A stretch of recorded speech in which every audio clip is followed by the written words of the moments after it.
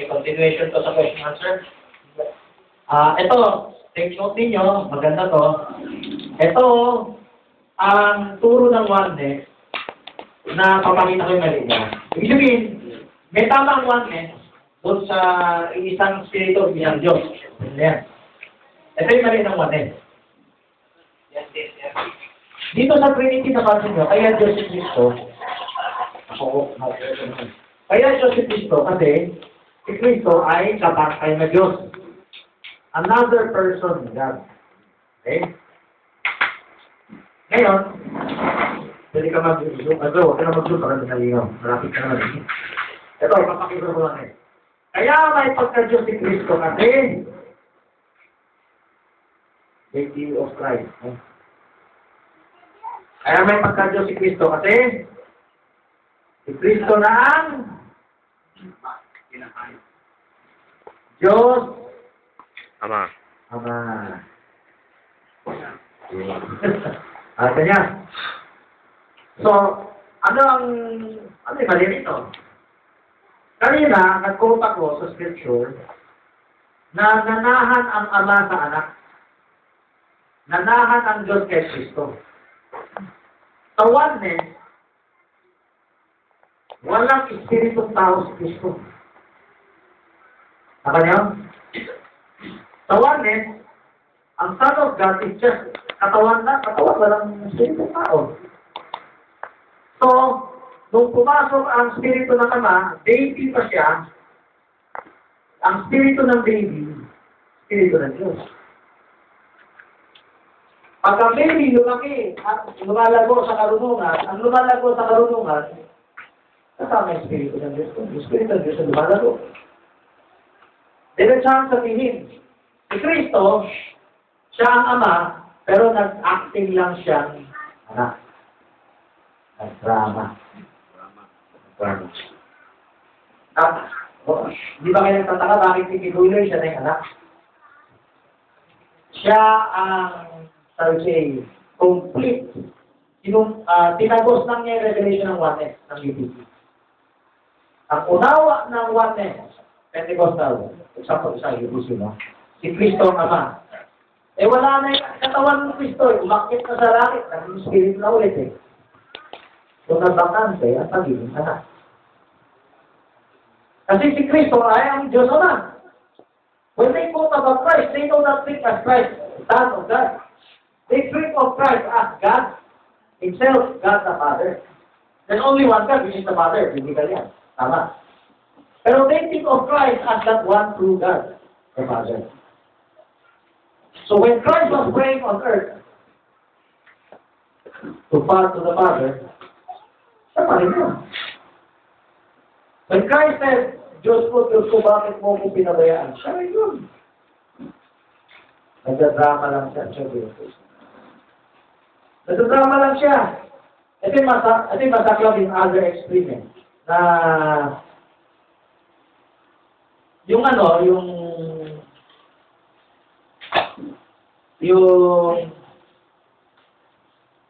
errors ng Trinity, alam ng oneness. Pero may errors ng oneness na alam ng Trinity. Bakit? Ang errors ng oneness na alam ng Trinity, imbis na meron siyang pinagpiprayan, wala. Imbis na meron siyang kinakausap, siya rin yun. Pag sinabi niya, gusto, akit ako sa aking Ama, siya rin ang Ama eh. Siya rin ang Ama eh. Bakit siya akit ako sa aking Ama? Masakit sabihin, para siya nagsisinungaling. Okay na? So both extremes to, Trinity and oneness. Tawag ng pastor namin dati, extreme oneness. Bakit? Yung Diyos, nagsabi-salita bilang anak ng Diyos. Nagpapanggap siya, para siya nagpapanggap. So, tuloy na kikibuloy. Maganda to eh. Maraming hindi nakakaintindi kikibuloy. Pero unawain niyo ba, ano ba siya dati? Dati siya ang Pentecostal oneness, UPC. At ang doktrina ng Pentecostal oneness, si Kristo ang Ama. Yung anak ay pansamantalang katawan ng yun. Parang theophany body. So, nung umakit niya sa langit, nawala rin katawan na yun. Naging spirit na ulit. So, napakante ang posisyon ng anak. Na, sino na ang magiging anak? Ipopromote na yung sarili niya. Ako na. Ako na ang appointed son. Ang son naman, hindi nga teaching God the side, teaching niya yung son is man. So, bakante na yung pagiging anak. Kasi si Cristo talaga originally God eh. So, siya na ang son of God. Ay, wala pang may tanong ni Kiguloy, no? Hindi pa na ginamit niya sa tanong kanina. Tawag niya the appointed son. Balik tayo, ang teaching na kasi ng Juanes, ang katawan ni Cristo noon na tao, pansamantala lang. Hindi yan, walang spirito ng tao sa loob. Alam mo, katawan ng tao, parang zombie, parang kahalang, ang nasa loob lang, walang spirito ng tao. Ngayon, biblically, correct na natin. Biblically, may espiritu ng tao si Cristo. Si Cristo hindi lang siya katawan. Meron siyang kaluluwa, meron siyang espiritu. Nalimutan mo yung verse, no? John 13 yata, o ano, dalawang verse. Sabi nun, nagululihanan ang kanyang kaluluwa. Nung marinig niya, si espiritu namatay. Si Lazaro namatay. Ang kanya, he was troubled in spirit. Sabi pa ni Cristo, Father, into thy hands I commend my spirit. Ano spirit niya? Spirit ng Diyos o spirit ng tao? Ano yan? So, isulat natin. Ito, correction para sa Juanes. Luke 23:46. Father, into thy hands I commend my spirit. Inausap ni Cristo, nag-pray siya sa Ama. Sa iyong kamay, ihahabilin ko ang aking espiritu. Ilang espiritu ba meron ng Diyos? Ang inihabilin ba, espiritu ng tao o espiritu ng Diyos? Espiritu ng tao. Ang pagka-Diyos ni Cristo, saan ang galing? Nung nanahan ang Ama sa Kanya. Mamaya, papakita ko yung talata ng pananahan. At doon pa lang, sira na yung dogma na siya si Cristo yung Ama. Kasi, kung ginamit siya ng Ama, nanahan ng Ama sa Kanya, naging siya sa Kanyang Espiritu, hindi siya directly yung Ama. Siya ay pinamanahan ng Ama ng katangian niya, ng fullness of the Godhead. Sideline na tayo. Ano meaning ng Sentence Christ? Pinahiran. Hindi pa rin sumagot si George, hindi pa rin sumagot si Reri, hindi pa rin sumagot si Mio. Gusto ko yung sa likod, pakisigaw. Pinahiran. Pinahiran ng? Langis. Tama rin yan. Pero, ang langis ng Espiritu Santo, yan ang Espiritu ng Diyos. Ang Diyos ba kailangan papapahiran ng Espiritu ng Diyos. Diyos? Siya na ang tagapahin eh. Siya ang langis. So, ang salitang Kristo, hindi yan pwede gamitin sa Diyos. Kasi kung Tagalog ka magsalita, lantad na lantad ang balik. Greek lang to eh. Kaya hindi nyo alam ang meaning. Yung mga walang alam, mga tangkang, yung mga na-convert mga niya ko, memorize lang. Christ is God. Without the right understanding. Kaya namin Trinity One si Kristo ay Diyos. Hindi nila alam, ano ba pinagsasabi ng Kristo? Kung tatagalogin nyo lang, pinahiran eh. Parang yung binababa ang Diyos. Ang Diyos pinahiran. Tanggap niyo ba ang Diyos ninyo pinahiran? Okay. Binaba niyo Diyos out of ignorance. Kaya na, habang ignorant ka, kapatawarin ka ng Diyos. Pero gusto ng Diyos, magsikap ka. Magbukas ka. The times of this ignorance, pagsisihan mo na. Okay, pagsisihan. You have an access to God's revelation in the last days. God gave you opportunity to prove it. And if you prove it, humble down yourself. Forsake your loyalty to the denomination, sa pastor. They're used by God temporarily to bring you to the full truth. Hindi habang buhay kulong-kulong. Okay? God wants you to get restored completely back to His Word. Hindi partial restoration. God wants you to get restored fully to His Word. That's when you will be perfected. Kasi kung meron kang tinatago, umiiwas ka. Dumating na nga sa'yo, iniiwasan mo pa. Kinakalaban mo na yung Diyos, hindi yung tao kinakalaban mo. Kinakalaban mo na yung salita. Balik tayo ito. Ang definition ng Christ, anointed. Oh, God. Hindi one God anointing another God. It is God anointing His Son. Kaya ang kanyang anak may pagka-Diyos. Pero ang anak hindi nagmamalaki. Kapantay ako ng Diyos, ha? Samparin niyo ko. All throughout His ministry, He returns the glory back to God. I can only do this because it was the God who was working in me. Okay? Buksan natin. Sige. Sige. Meron tayong camera. So, harap pala sa camera. Yung sa tagay ko, na may magtanong sa akin, ano ba ang pangalan ng inyong Diyos? At ano ang pangalan ng anak ito? Siyempre, isa lang ang sasagutan. Ano po ang sasagutan? Good question. Alam niyo siguro yung baptism. Dadami ko yung baptism, no? Di ba may commandment si Cristo sa Matthew 28:19? Baptizing them in Brother Joseph. Singular name o plural name? Baptize them in the names or baptize them in the name? In the name. Is that singular or plural? Singular. Lalakihan ko na. So, binanggit ni Cristo ang Father, ang Son, ang Holy Ghost. The Father, the Son, and the Holy Ghost as one name. So, the name of the Father is also the name of the Son. Pag-usapan natin name. Ito bang Cristo name? Hindi. Yan, equivalent ng Hebrew Messiah. Yung hinihintay nilang tao. Yung hinihintay nilang siugo. It's a title. It's a description. Ang name is Jesus.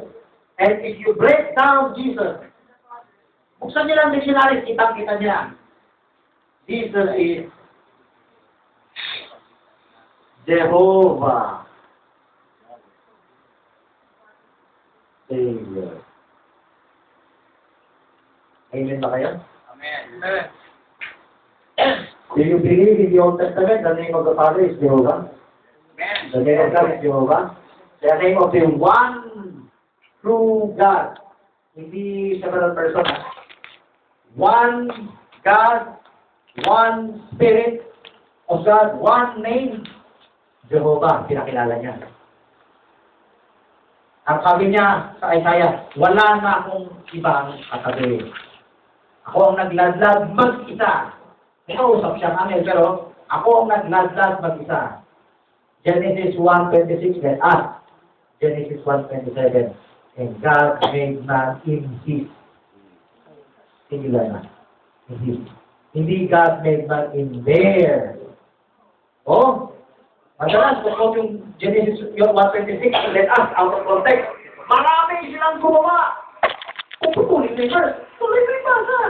Sa 27, God made man in His.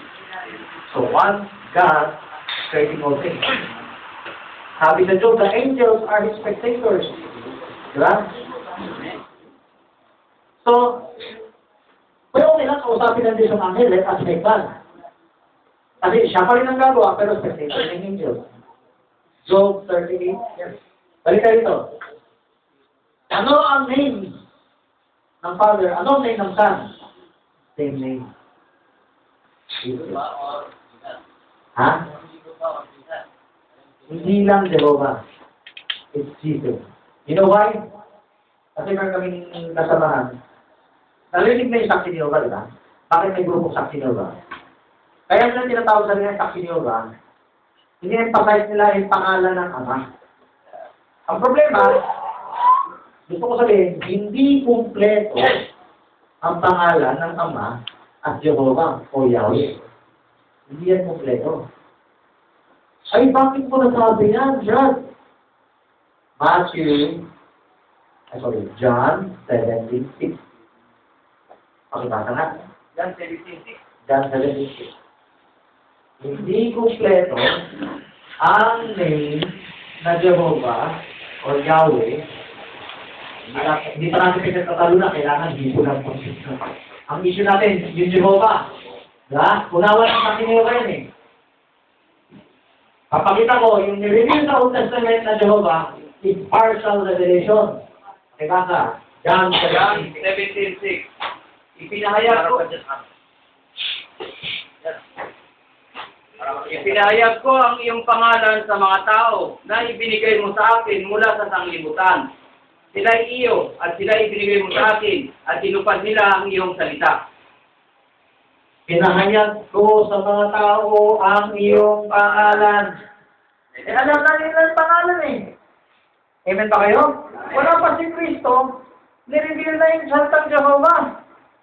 Yahweh, Yod-Heh-Vah-Heh. Sa ibang ano. Kung na-reveal na, bakit ipapahayag pa niya? Kasi progressive ang revelation of the name. Tulad nilang sa notebook nyo, Exodus 8:3, by my name, Jehovah, was I not known to them.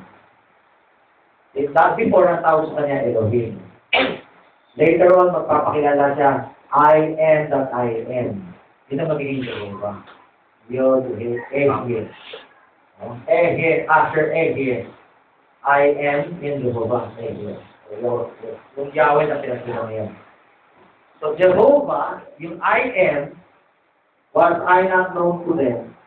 God gradually revealed His name. And the whole name of God is not revealed until His Son. It was the Son who God appointed to reveal the complete name, because only through the Son will God save. Ang salvation niya sa Old Testament, laman, naligtas sa pagkira, sakit.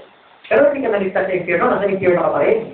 You need the Son para ka makalabas sa impyerno, makakit ka langit. So, the Son will carry the complete name of the Father. Eh, magsasabi, kung naka-encounter na kayo ng mga grupo ng pinipilit na Hebrew ang banggit, no? Kailangan Yahshua, Yahweh ang banggit. Sasabihin nila,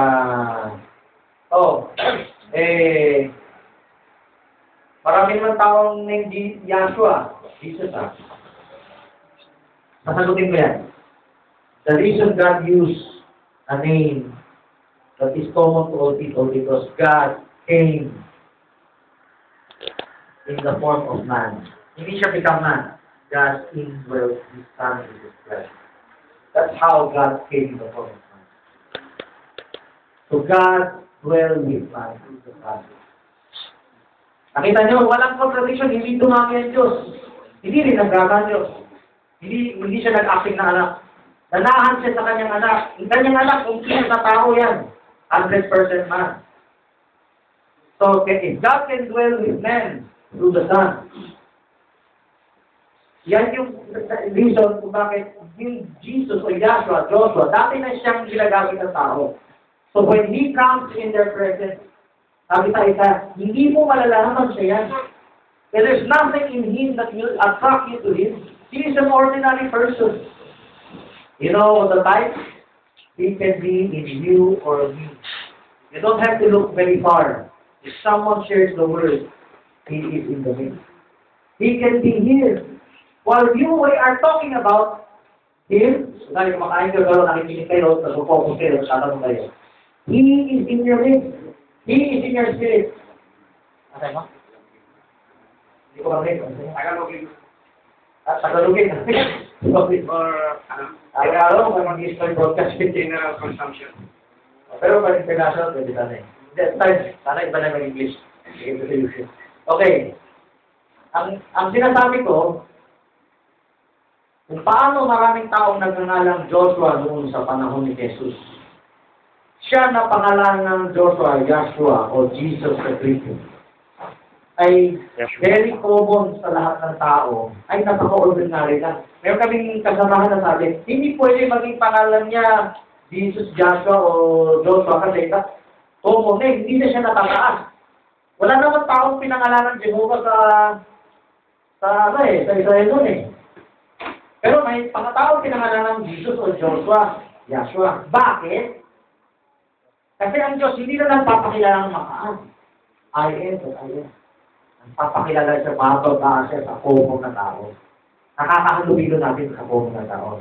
Pag nakahalubilo natin as common na tao, then, yung Jesus, then natupad yung Emmanuel. Kasi kahit ibalik na si Jesus, tayo ang pinag-uusapan natin siya. Pag nanahang sa ating Espiritu ng Diyos, you can see God in you and me, each one of us. As we fellowship together, God is manifesting in us. Emmanuel. Pinakita niya, kaya Jesus. So Jesus is a common name because God wants to fellowship with common people like us.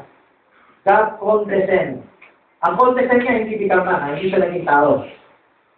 God condescends by nanahan sa tao. Nanahan siya kay Christ, at yung Espiritu ni Christ na tao, at yung Ama, naging isa, nanahan sa akin, believers. Okay, papakita ko Diyos. So, anong name ang ginamit? Jesus. Ang name ng Ama, hindi lang name ng Anak. At maraming salamat. Well, sir.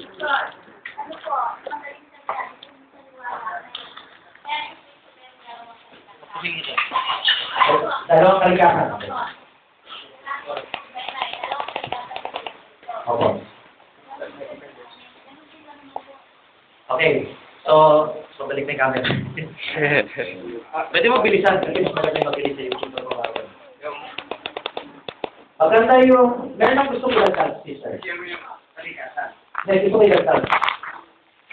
Gusto natin ang dalawang kalikasan sa Trinitarian. Tignan na natin dalawang kalikasan sa Oneness. Tignan natin dalawang kalikasan dito sa biblical natin na ginagawa natin. Sa Trinity, ang dalawang kalikasan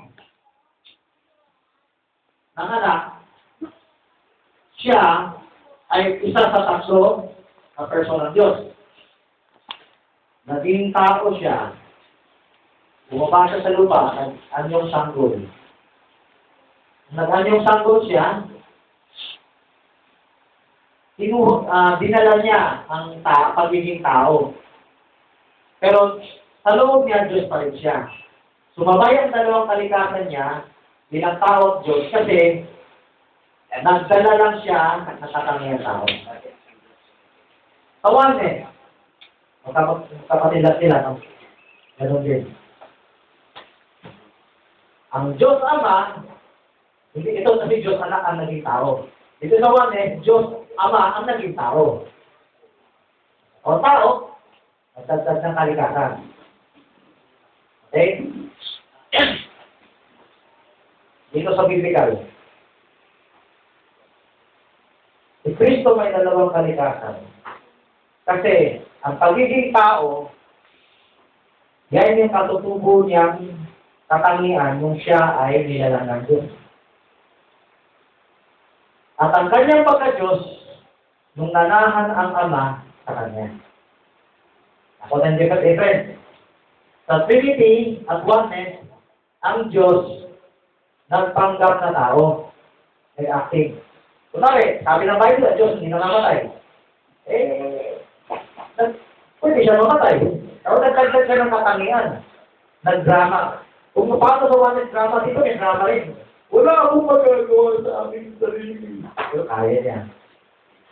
Para sinungaling. Wala akong magagawa sa aming sarili. Tapos sinasabi niya ngayon sa Bible, hindi na totoo. So, ang Trinity at ang Oneness, yung Diyos ay parang nag-acting. Dito walang acting. Hindi namatay ang Diyos sa biblical Godhead. Ang Diyos ay nanahan sa taong pinatay. Oh. So, dalawang kalikasan ni Kristo dito sa original Godhead na dapat tayo ma-restore. Isang katutubong kalikasan niya at isang kalikasan minana niya sa kanyang Ama. Buksan natin ang Hebrews chapter 1. Markahan niyo yung Bible habang pinag-post ko. God. Alam mo na. Gusto mo ba na? Kaya ako ito po, papamark ko sa inyo. Maglabas na kayo ng ballpen. Maglabas na kayo ng ballpen. God. Kahon niyo yung God. That's God at all. Who at sundry times, Hebrews 1:1. Pag sinabi ko markahan nyo. Yung God, markahan nyo na. God. Okay? 1-1. 1:1. God. Tapos, huwag nyo naman kaming kumuto. Who in sundry times and in diverse manners spake in time past unto the fathers by the prophets. God ang subject. Okay? Tapos nagsalita sa pangitan ng mga propeta. Verse 2. Ay, wala pala yung anak dyan sa Old Testament, ha? Ito na verse 2, New Testament.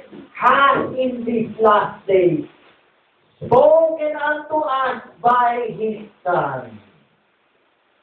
Okay. Sino ang Diyos dyan? Yung His o yung Son? His. Okay. Markahan niyo yung His. Para makita nyo, mamaya, papakita ko, yung pagkadyusan ng anak ay galing sa Ama. Whom He, sino He? Appointed heir. Sino He? Markahan nyo rin yung He. Yung He, yung His, yan din yung God sa verse 1. Whom He appointed heir. Appointed, yung He, markahan yung He. By whom He made the world. Sino ang Diyos? Yung whom o yung He? He. Yung whom yan yung anak. Sa pamagitan ng anak, ginawa niya yung mundo. Pero sino gumawa? Yung Ama. Ay papasok na tayo sa pagka-Diyos. Sa verse 3. Who? Sino yung who? Ama o anak? Lakas. Ama o anak? Anak. Sino sabi Ama? Mga kamay. O sabi ko anak yan. Diba? Being the brightness of His glory, sino yung Ama? Yung He. Ang marka yung He. The Son is the brightness of the Father's glory. The express image of His person. Pinapol madalas ng scholars, hypostasis. Pagka-Diyos. Sa Tagalog, pagka-Diyos ang nasulat yan eh. Tunay na larawan ng kanyang pagka-Diyos. Sino yung kanyang? Sino yung He? Father. Oh, that's positive. The Son has the express image of the Father. Maliwanag ang pagka-Diyos ng anak ay galing sa anak. At yan ay tagapagmana. Ibig sabihin, kung ano meron ng anak, minanan niya sa Ama. Sa verse 2, by whom He appoint, verse 11, hindi verse 2? Di ba verse 2? Whom He has appointed, verse 2. Hindi ito mo ba eh. Whom He has appointed heir of all things. Being made so much better than the angels. Being made so much better than the angels. As He has by inheritance Obtained. So who obtained a more excellent name than they? Yung anak. The Son inherited even the name of His Father. Minsan, nakausap ko isang nag-TNC, nagagalit pag sinabi ko yan. Hindi siya nang-Diyos, bakit pa siya magpamana? Dagdagan natin talata, Filipos 2:9. Huwag niyo nabuksan, pagod ko lang. Ibinigay sa Kanya ang pangalan. Lalo higit sa lahat ng pangalan. Kaya na excellent name yan. Pilitin ko tayo, pagod ko lang, hindi na kailang buksan. Wherefore God has highly exalted Him. Hindi siya God, ha? In-exalt siya ni God. God has highly exalted Him and given Him, binigay sa Kanya, a name which is above every name. So excellent name, Hebrews 1:4. Inherited a more excellent name than they. Isipin din, yung mga angels. Walang angels nagmana ng most excellent name. Siya ang nagmana ng most excellent name. Ang most excellent name, actually, hindi parang taas lang. Yung taas yan, bumaba para makihalubilo sa atin. Yan ang excellent name. So, wherefore, Philippines na, by the name of Jesus, every knee should bow, every tongue confess, kung itutuloy niya basa, to the glory of God the Father. Bakit nalulalahati ang Ama pag tinawag mong Jesus Christ is Lord? Kasi, the name Jesus is the name of the Father. Tandaan natin talata, John 5:43. I am come in my Father's name. And ye believe me not. But another shall come in his own name, whom ye will believe. So, may talata. Yung name, may talata. Yung kalikasan ng pagka-Diyos. Hebrews 1:3. Hebrews 1:3. Sa King James Tagalog, pagka-Diyos ang wording. Sa English, the express image of His person. Pareho lang yan sa Colossians 1:16 at 1:15. Siya ang larawan ng Diyos na di nakikita. Siya ba Diyos? Hindi, siya yung larawan. Ginamit ng Diyos yung kanyang anak na tao para makita natin ang pagka-Diyos niya. So, yung pangalawang kalikasan ni Kristo ng Diyos ay hindi niya katutubo at yan ay katangian ng kanyang ama na nasa kanya. Nasa kanya.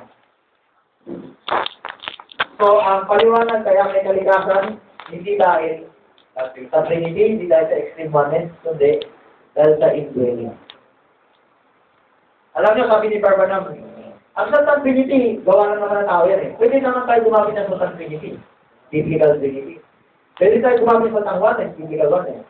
Ang importante kunin natin, ano ba ang paliwanag nila? Ano ba ang biblical? Sa paliwanag nila, lalabas, tatlo ang Diyos. Kung hindi tatlo ang Diyos, one-third ang Diyos. Sabi na, ito one-third ang Diyos. Sa oneness, lalabas ang Diyos, dramatista, sinungaling pa. Amen. Malago, kunwari ang karunungan. Pero sa original apostolic, walang karunungan. Lahat ng talata ba yung ilabas, hindi sa kalungan. Nanahan ng Diyos kay Kristo. Doon sa Cebu, may nakashare na ang BIL. Sinare ko yung nanahan. Ritahin siya, sabi niyo, okay naman, hindi ko manulit ako dyan. Hindi mo kayang itatwa sa Bible. Nanahan ng Diyos anak. Yung nanahan ng Diyos anak, yun ang nagpapaliwanag ng kanyang pagkakas. Hindi yung so, isang verse, bago tayo magtanungan ulit. Philippians 2:6, ang ganda ng verse. Alam mo, madalas itong ako, pero hindi naiintindihan. Kung gusto ko ito, buksan niyo, Philippians 2:6. Na siya, pagamat nasa ng Diyos, ay hindi siya inaring isang bagay na nararapat. Hindi niya inaring. Hindi niya inaring isang bagay na nararapat Panangnan. na panangnan Ang pagkapantay niya sa Diyos. Panangnan. Na isang bagay nararapat panangnan. Naintindihan yan? Hindi bagay. Ipagmalaki, ipakalandakan. Ano ginagawa ng mga oneness sa Trinity? Trinitarian. Pinakakalandakan nila. Si Kristo ang Diyos, si Kristo ang Diyos. Unawain ninyo. Sabi dun sa Pilipos 2:6, hindi niya, siya Kristo mismo, inaring nararapat panangnan yung pagkapantay. May pagkapantay siya. Pero hindi niya inaaring nararapat panangnan. Bakit? Kasi ang pagkapantay niya ay pamana. Ako niyo? So, okay, tungkol sa pamana. Kailan po dumating sa kanya ang pamana? Since birth ba? Or nung siya nabaptize nung bumaba ang Holy Ghost? Okay. John 1:20, 32 and 33. English 32, Tagalog 33. Papakita ko sa inyo kailan nanahan. At gusto ko tagabasa doon. Ito naman.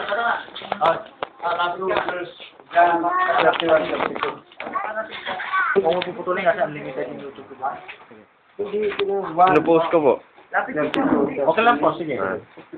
Habang play mo na At pagkatapos si Juan na nagsasabi, Nakita ko ang Espiritu na bumababang tulad ng isang kalapati na buhat sa langit at dumapo sa kanya. 33. At siya'y hindi ko nakilala, datapwat ang nagsugo sa akin upang bumautis muna sa tubig, ay siyang nagsabi sa akin, ang makita mong babaan ng Espiritu at manahan sa kanya, ay siya nga ang binabautismuhan sa Espiritu Santo. John 1:32. John 1:32. Ayun po dito. And John bear record, saying, I say, the Spirit descending from heaven, like a dove, and it abode upon him. Tagalog dito, manahan. Alam mo, sabi naman ikukwento ko sa inyo aral naman Ang turo naman yung nakita ni Juan, palabas lang. Drama. Paano yung nakasulat yan? Iba yung palabas lang, iba yung nakasulat. Palabas na actual na nanahan. Nung nanahan, John 3:34.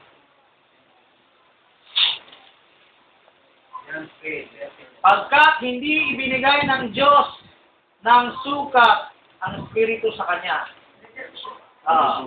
Siyang binigyan ng Espiritu ng Diyos ay nagsasalita ng salita ng Diyos. Pagkat hindi niya ibinigay na may sukat sa Kanya. Sino yun? Si Kristo. Kung ibinigay, hindi wala pa sa Kanya dati. Bakit ibinigay kung mula pa sa sinapupunan, nandun na? Tama. Ibinigay kasi dumating doon sa Juan. So, ang turo ng Juan hindi ibinigay, siya na yun Pero siya binigay. Nagdagang kong talata. Nung siya ay hindi pa binautismuhan. Luke 2:40. Luke 2:40. Gusto ko English, maganda yung English Tagalog. English. English And the child grew and waxed strong in spirit, filled with wisdom, and the grace of God was upon him. Tanong, ang Espiritu ba ng Diyos mag-wax strong? Hindi. Hindi. Ang Espiritu ng Diyos malakas na. Amen. Hindi na siya mag-wax strong. Espiritu ng tao yan, Espiritu ng bata yan. At kaya nga, binibless siya ng Diyos filled with wisdom. The grace of God was upon him. 52. Dito. 52.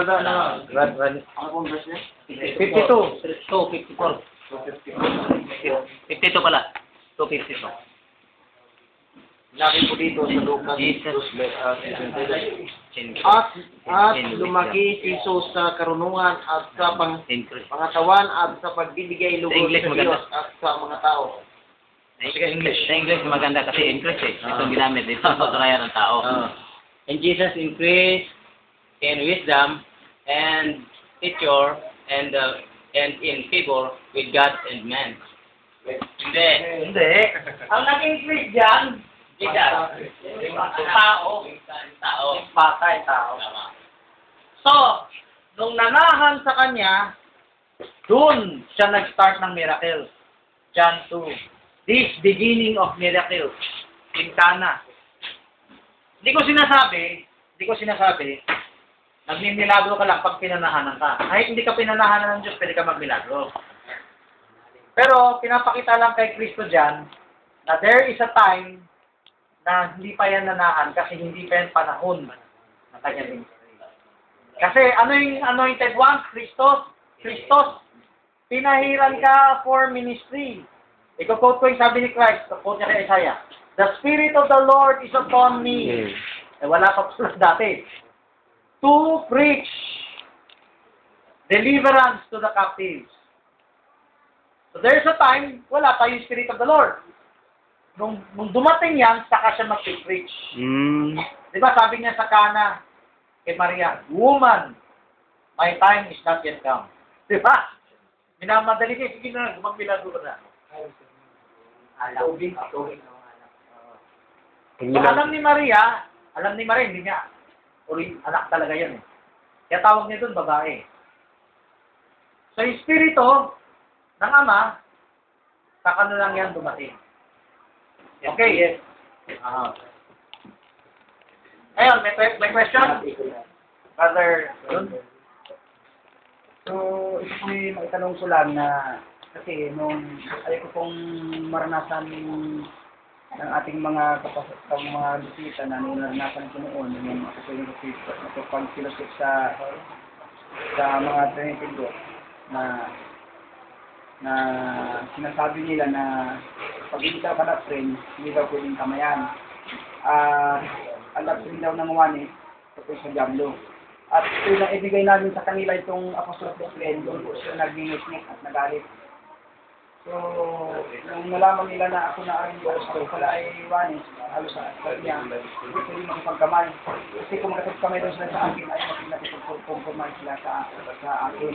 So, ang ibig po sabihin, sa atin po ba, hindi ko ba natin kamayan yung mga ibang natin sa atin? Ganito, kamay. Walang sinulat sa Bible, huwag makipagkamay. May sinulat sa Bible, huwag mo batiin.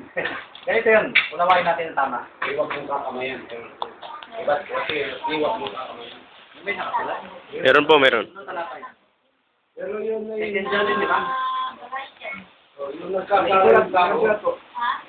Ay, iba yun, iba talata yun, oo. Yun yung ginagamit sila ron. Hindi, alam mo bakit yung sabing hindi na, walang nakasulat? Hindi nila practice yung kamayan noon. So, pakibigay nga yung talata, hindi yung kamay, huwag mo babatiin, huwag mo anuhin. Pero yung kakamayan, dagdag na lang yun eh. Anong talata yung sasabi nyo na yun? Hindi yun sa second John, ha? Kung kakamayan tapos walang kaibig-ibig, tapos basta na lang kamayan lang.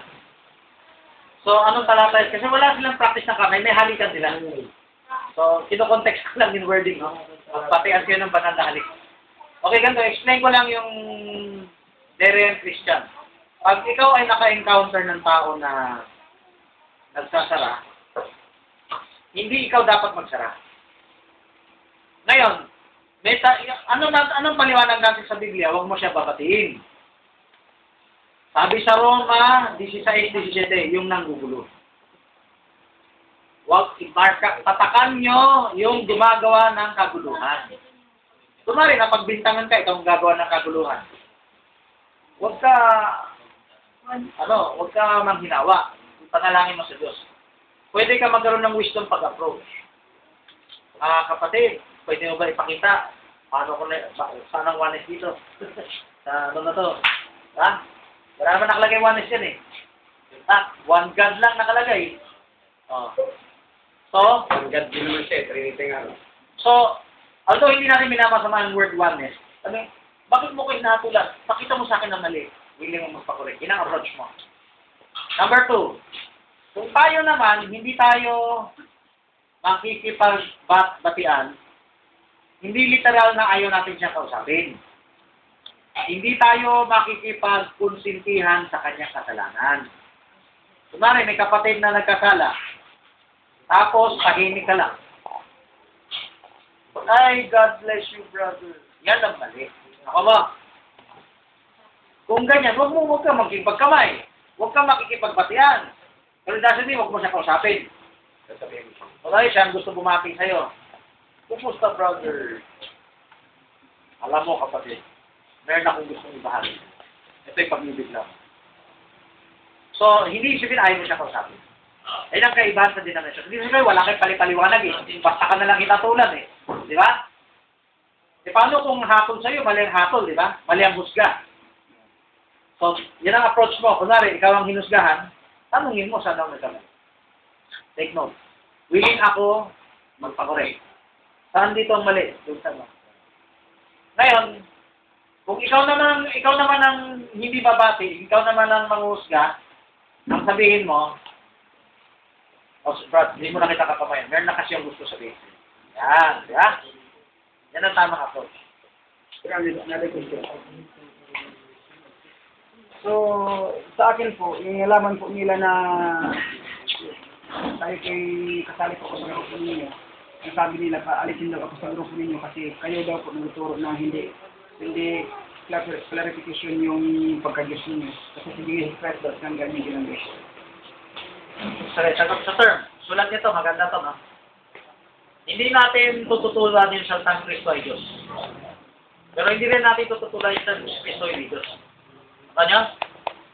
Ang kailangan natin yung tamang pagkaunawa sa Diyos. Di ba? Sabi sa Bible, ito ang buhay na walang hanggan, na ikaw ay makilala nila, na isang tunay ng Diyos, at si Kristo na iyong sinugo. So, yung ating tinutunan ng pagka-Diyos si Kristo. Pero tinututuparan natin yung mga aral ng tao kung bakit, paano nila pinapaliwanag na si Kristo ay Diyos.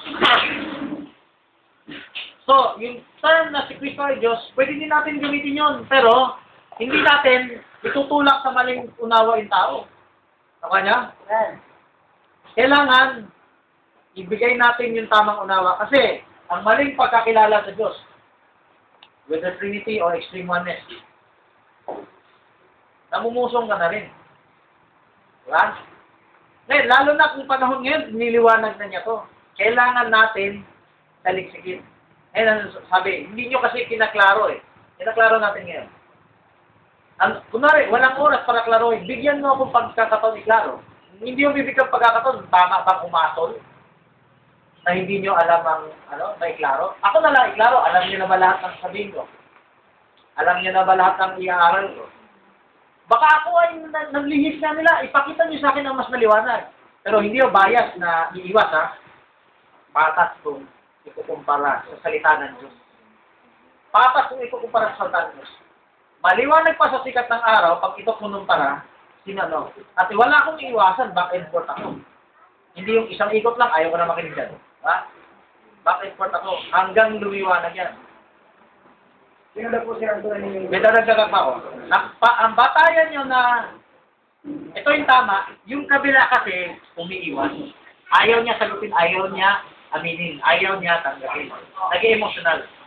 Ang isang tunay na Kristiyano na nagsisi, mapagpakumbaba yan. Kung meron siyang liabot, aminin niya. Tapos tuloy lang sa liksik. Ibig sabihin, hindi siya nagmamataas, hindi siya nagmamarunong to. Anong abot niya? Napagpakumbaba niyang nilalakad. Gusto liwanagin. Okay. Sige, next question. Brother John, sasabihin mo. Sino daw po talaga siya ang ating Diyos? Sabi nila. Sino ang ating Diyos? Sino talaga daw ang tunay nating Diyos? Kasi hindi yung first hindi Diyos. Sino daw talaga natin Diyos? Unang Korinto 8:6. Kaya natin. Basta. Unang Korinto. Unang Korinto. Maraming talata bibigay, ha? Pabasa nyo na lang yan. Sa sayo po. 8:6. Ngunit sa ganang atin ay may isang Diyos lamang, ang Ama. Nabuhat sa Kanya ang lahat ng mga bagay at tayo'y sa Kanya. At isa lamang Panginoon, si Jesucristo, na sa pamamagitan niya ang lahat ng mga bagay at tayo'y sa pamamagitan niya. John 17:3. Memorize na siguro. Mula sa verse 1. Sino ba ang inyong Diyos? Ito ang aming Diyos. John 17:1-3. O, Bible lang sasagot, ha? 1. 17 po. 1. Ang mga bagay na ito ay sinalita ni Jesus at sa pagtingalaan ng kanyang mga mata sa langit ay sinabi niya, Ama, dumating na ang oras, luwalhatiin mo ang iyong anak upang ikaw ay luwalhatian ng anak. So, gaya ng ibinigay mo sa kanya ang kapamahalaan sa lahat ng laman upang bigyan niya ng buhay na walang hanggan ang lahat ng binibigay mo sa kanya. 3. At ito ang buhay na walang hanggan, na ikaw ay makilala nila na iisang Diyos na tunay, at siyang iyong sinugo sa makatwid bagay si Jesucristo. Sino yung isang Diyos na tunay? Yung sinugo o yung nagsugo? Nagsugo. Yung ikaw o yung ano? Ikaw makilala. Hindi siya, ako o kami. Pero anong pangalan ng pastor? Jesus. Okay. John 20 verse 17. Sino ang ating Diyos? Sinabi sa kanya ni Jesus, huwag mo akong hipuin, sapagkat hindi pa ako nakakaakyat sa Ama. Ngunit pumaroon ka sa aking mga kapatid at sasabihin mo sa kanila, aakyat ako sa aking Ama at inyong Ama, at aking Diyos at inyong Diyos. Itatanong lang ako. Sino yung Diyos? Diyos ni Kristo. Amen. Sino yung Ama? Yung Ama ni Kristo. Yun ang isang Diyos. Ama rin natin. Diyos din natin. Hindi kasi minalaan pagka Diyos ni Kristo, pero hindi natin ginawang dalawang Diyos. Po ay for clarification. Pwede bang tawagin yung anak ni Jesus Jesus talaga. Jesus talaga. Bigay na lang yung ang pwede mo ba tawagin yung ama, yung Jesus na ama kasi, di ba yung pag-Jesus, di ba, ibig sabihin dalawang Jesus. Isang pinahiran at isang nagpahid. Oh. Eh paano, pwede pong tawagin yung ama, Jesus, at yung anak, Jesus din. Ang kaibahan lang ng anak ni Kristo. Pinahiran niya. Ikaw. Ibig sabihin, alam nila na Kristo. Brad, ikaw muna, Brad. Jesus Christ. Tatanong lang ako. So gusto ko lang ba na maunawaan sa lahat kasi ayoko yung pag wala na po kayo bago pabirahan. Gusto kong magkaunawaan lahat. Kaya nga ginawa natin itong meeting na to. Kaya gusto ko nga sana ito lahat ng mga ones dito ngayon. Kasi ayoko na kung awin tuloy na wala na yung time group bago pabirahan. Dahil nagbubuluhan sila na... Di ba, okay lang yan na magulo? Dahil ang tanong nila sa akin, ang Diyos daw ng in time, hindi daw si Kristo. So tinatanggihan ng Diyos. So ngayon naman, atin naman na unawaan na pakinggan natin. Malawak pa yan. Sana naman gusto kong maunawaan sa lahat na wala tayong daw pagtalunan. Okay. By the way, may nagtagano. Anong? When dumating sila o hindi, magsanay kayo. Ikaw, Magsalik kayo. Ibig sabihin, kailangan tuloy-tuloy ang ating aralan. Kasi napakaraming pakaya, magkamarami. Ang dami. Ngayon, kailangan maging bihasa kayo paano sila paliwanagan. Kasi kung hindi kayo naging bihasa, baka sila magsara. Sabihin yung hindi na kanila maunawaan. Kailangan paglapit nyo sa kanila, no? Pinag-aralan nyo na yung paliwanag. Parang personal yung tanong. Gusto ko maliwanagan, gusto ko maging sigurado. Kasi for sarili ko rin kaligtasan. Ano ang sagot dito? Buksan natin. 1 Peter 3:15. Ito yung gawin natin. Kailangan mag-aralan tayo regularly. 1 Peter 3:15. Pagtatanong nyo, tama yan kasi ito ang kailangan natin gawin. 1 Peter 3:15. kundi inyong ariing banal si Kristo na Panginoon sa inyong mga puso, na lagi kayong handa ng pagsagot sa bawat tao na humihingi sa inyo ng katwiran tungkol sa pag-asang nasa inyo, ngunit sa kaamuan at takot. Yun. Kaya sabi nga sa Timothy, magsanay kayo, mag-aral kayo para maging lingkod ng Diyos. Ang lingkod ng Diyos hindi tamad sa pagsasaliksik. Siya ng pagkabirihan. Yan ang tunay ng pagsisisi. Pagsisisi sa kamangmangan. Ano yung kamangmangan? Yan yung unbelief. Yung hindi pananampalataya. Hindi ka makapanampalataya kasi umiiwas ka sa tinig ng Diyos, sa pahayag niya, sa ebidensya, sa salita niya. Nadala ka lang sa kwento ng tao.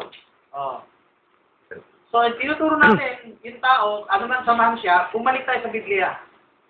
Diba? Yan ang, kung yun tinuturing nyo si Kristo, ay katotohanan, tinuturo ng Biblia.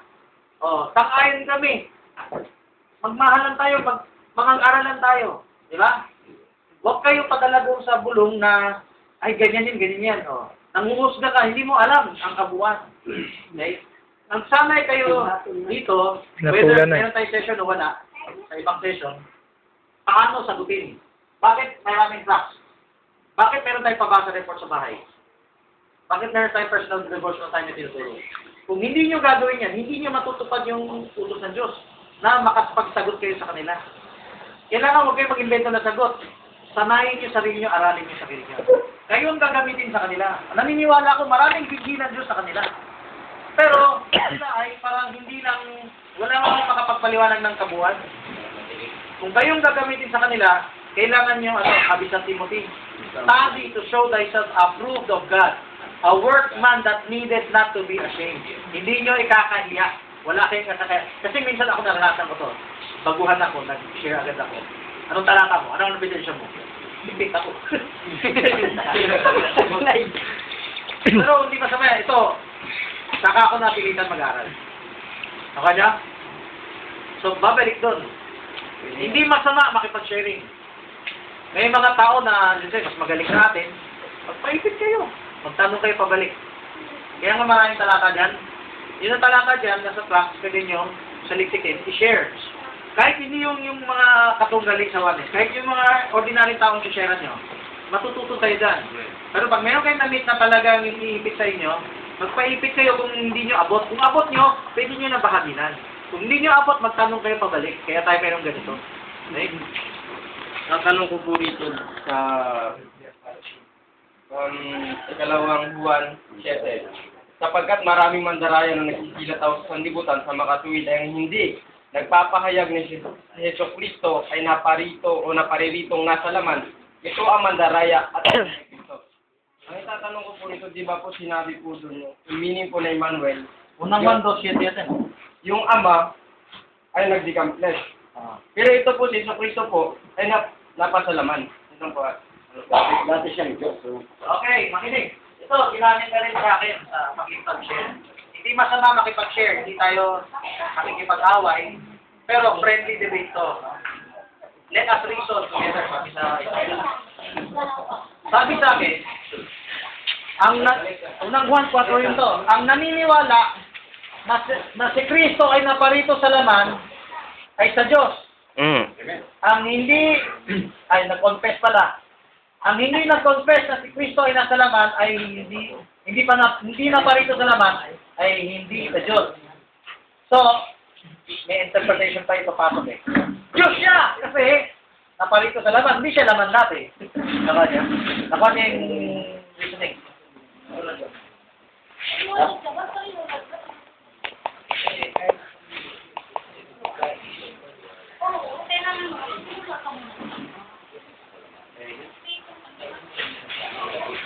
Ito, sabi natin, come in the flesh. Come in the flesh. Come in the flesh. Come in the flesh. If you come in the flesh, hindi ka dating flesh. Yan yung paliwanag nila. Nasagutin natin yan. Alam niyo ba, si Juan, sinugo mula sa Diyos? Amen. There was a man sent from God whose name was John. Dati na ba siyang nasa langit nung sinugo? Hindi. Pinanganak din siyang tao, pero sinugo siya. Si Kristo, na come in the flesh, yung hinihintay na hula ay dumating. The Word was made flesh. Ang salita ay nakayag sa laman. Kailan siya made flesh? Gumawa. Alam niyo ba, tama to sa King James? Amen. Kasi itong made, ito yung nasa John 1:3. All things were made by Him. Greek, ginawa. Ito rin yung turn the water to wine. Stones be made to bread. So, all things were made by Him. So, naniniwala tayo, yung King James translation, the Word was made flesh. Tama. Kung made, kailan siya made? Hindi yan noon. Yan ang pupunan ni Maria. The Word of God was made flesh. It's not another God. It is the Word of God. Jesus Christ is the Word of God. He is God's revelation to us. And God spoke, and it was made flesh. Diba? Sa Genesis, God spoke, nangyari. God spoke, let there be. Nagkaroon ng baby dyan. So, hindi siya dating, Diyos na, pumaging laman. Siya, salita ng Diyos, naging laman. Dagdag natin talata. John chapter 4, buksan nyo, verse 25. Yung salitang come. Yan ba, kailangan Diyos natin? Salitang come. 4:25. Wala na. Yung nagtanong, ikaw, wala Sabi sa kanya ng babae, nalalaman ko na napaparito ang Misaya, ang tinatawag na Kristo. Napagparito niya ay ipahayag niya sa amin ang lahat ng mga bagay. Underline, pagparito. Sasagan natin in English. The woman, chapter 4:25, sa English maganda. The woman said unto him, I know that Messiah cometh, which is called Christ. When he is come, he will tell us all things. Nakita niyo yung salitang come? Pag sinabing come, doesn't mean dati yung Diyos eh. When you say come, Darating. dumating. Oo. Dumating, come. Dumating siya. Dumating siya sa laman kasi ginawa siya laman. And ano ba siya dati nung hindi siya ginawang laman? Salita. The Word of God. Logos. John 1:1. In the beginning was the Word. The Word was with God. Ito ba ay pangalawang Diyos? Hindi. Ito yung salita ng Diyos. Bakit pa si Juan magpapaligo-ligo gagamit ng salitang logos o word? Eh kung ang ibig niya sabihin, si Kristo yun mismo. Kasi si Kristo noon ay pahayag ng Diyos para sa sangkatauhan. Patunayan ko sa inyo. Hebrews 1:1 and 2. Binasa natin kanina. Ang Son ba nandun na? Wala pa. Wala pa. Wala pa. Nasaan ang Son? Ang Son ay nasa salita ng mga propeta. 1 Peter 1:11, the Spirit of Christ, which was in the prophets, testified beforehand. Pag testified beforehand, wala pa. Inuna lang yung salita. So, yung salita, yun ang ginawang laman. Pag ginawa, hindi siya nagdagdag ng laman, no? Kunwari, Diyos siya nagdagdag ng laman. Naging laman kasi dati siya ay Word of God. Ito po. Kamera. Sinabi ng Bible na He rose from the dead and the same body. He arose and descending same body. Anong define natin sa same body na kaya nag-ascending to heaven? So, paano tayo mismo mabubuhay mula sa babae? Pero kasi nagtuturo, tulad ng saksi ni Yoga, pang end time din. Mawawala yung katawan, papalitan na ibang katawan. Ang ibig sabihin niya, yung parehong katawan, mawawala lang ang kasiraan. So, ang same body, inalimbawa niya dun sa buto, seedling. Pag namatay, naiba, di ba? Mabubulok. Pero siya, pag tumubo ang halaman at inani na, pareho rin. Dumami na siya. So, kung ang katawan ni Kristo na pinatay, yun din ang nabuhay, ang nakita nila, di ba nakita si Kristo nabuhay, hindi siya nakilala. Kaya sabi ng saksi, gano'n yan, ibang katawan na yan. Kasi iba ang maluwalhating katawan, pero siya rin yan. So, tignan mo yung kamay ko. Oh, daman mo. Ako yun. Ngayon, tayo. Meron tayo sarili ng ating katawan, meron tayo sarili nating pagkatao. Ibibigay ng Diyos sa inyo ang sarili niyong katawan, pero wala lang yung kasiraan. Amen. Unang Korinto 15, susuotin mo ang katawang walang kasiraan. Pero yun din, same katawan. Okay? Glorified body. Alam mo yung glorified, may dagdag ako. Kung paano si Kristo pinahira ng Diyos, nagmana ng pagka-Diyos, binuhay ng Diyos mula sa patay, ganun din tayo tatanggap ng kapangyarihan yan. Pinakita niya paano yan magaganap din sa atin. Ang ating katawan ay tatanggap din ng kapangyarihan ng Diyos. Yung pagka-Diyos na yan. Yung Espiritu ng Diyos ay babaguhin din niya ang ating katawan. Same katawan, ha? Hindi ibang katawan, palit. Babaguhin niya. Parerekomay. All things are become new. All things are passed away, parerekomay. Ibig sabihin, all things will change. God will transform you from corruption to incorruption. Sir, pero yung po, dito ba dito sa langit, siyempre may mga dalaga, may mga asawa. Pagdating po ba sa langit, ano pong kakayuan? Nung si Brother Branham na yan, dalaga. Yung asawa niya namatay, no?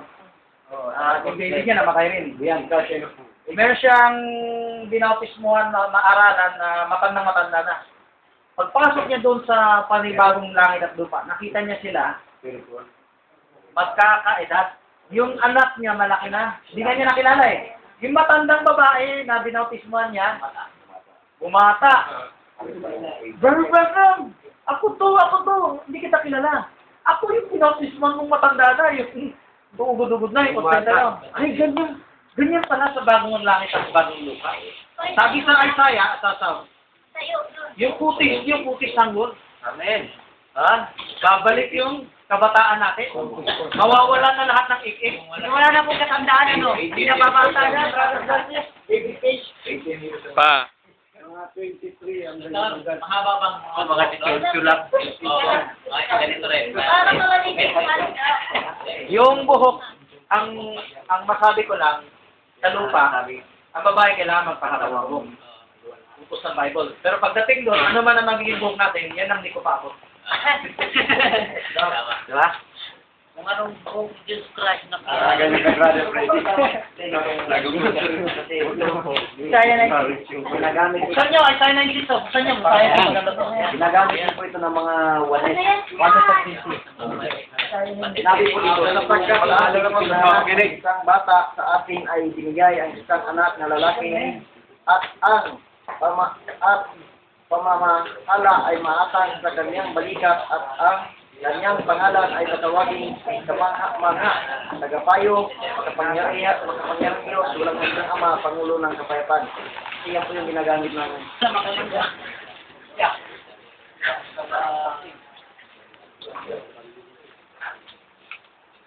Buksan nyo na Isaiah 96. Buksan nyo na.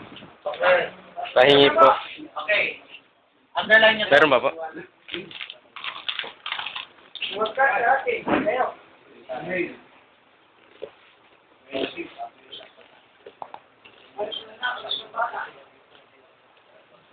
Kailangan King James ang Bible.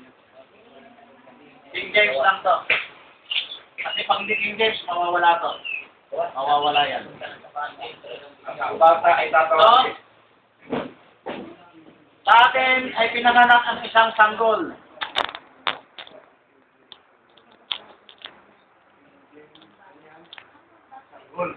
King James version. Anak ay ibinigay. Ang pamumuno ay maatang sa kanyang balikat. Sa ibang Biblia, diretso na, siya ay tatawagin. Dahil tatawagin ka manghang-manghanga, walang hanggang Diyos. Walang hanggang Ama, makapangyarihan Diyos. Tandaan nyo, King James, hindi wala. And how do you know si King James ang tama? Meron tayong concordance ng Glick-Glick. Meron siya. Sinortcut lang ng bagong Biblia ngayon, pinagkakakitaan na, yung doktrina pa, parang pinanaro. Ang tatawagin makapangyarihang Diyos at walang hanggang Ama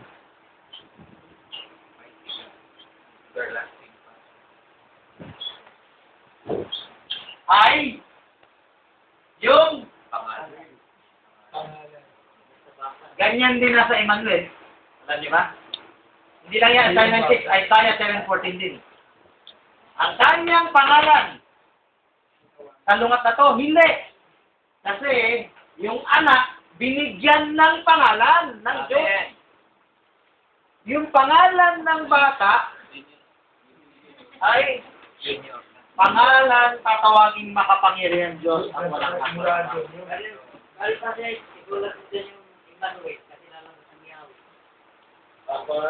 Sabi yan eh. Pangalan yan. Hindi, mali ang sabi nila. Teka, ikukwento ko yung sabi ka. Mamaya, pupunta tayo dyan. Liwanagin ko, maliwanag sa inyo. Ang pangalan ng bata, yung tatawaging makapangyarihan Diyos at wala kang Pangalan po, pangalan. Alam nyo, kaya nga ginagamit ko ng wanes. Gusto na palabasin, yung bata ang walang hanggang Ama. Of course, sa Trinity, ang bata, hindi siya ang Ama. Diba? May dagdag paliwanag ko sila. Hindi, figurative lang yan. Pero sa wanes, dinidiretso na, yung bata, yung anak ng Diyos, yun ang walang hanggang Ama. Pero kung liliwanagin nyo sa King James, yung pangalan ng anak ay tatawagin walang hanggang Ama. Hindi yung bata. Masaya na tayo. Pangalan yung pangalan. Nabasa niyo na ba? A virgin will conceive, and he shall bring forth a child, Basa. Ipukot ko na. So shall, Yun nga ay magbibigay sa inyo ng tanda. Narito, isang dalaga ay maglilihi at manganganak ng isang lalaki. At tatawagin ang kanyang pangalan na Emmanuel.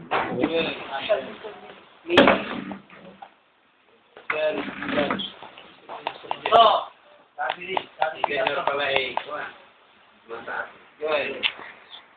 yung baby ang gabilat?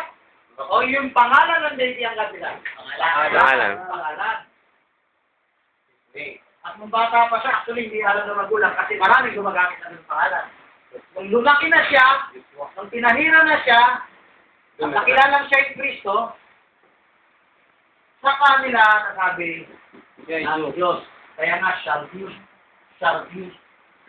Hindi nung nakuntis. Yun na.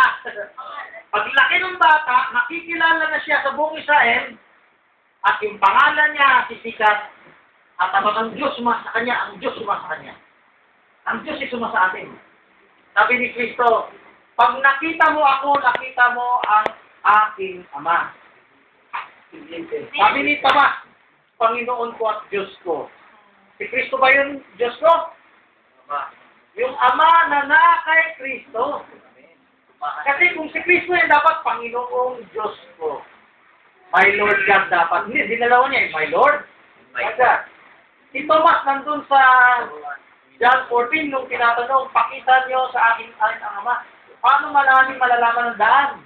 Sabi, I am the way, the truth, and the life. Nagtatanong si Thomas, paano namin malalaman ng daan? Ako ang daan, sabi ni Felipe.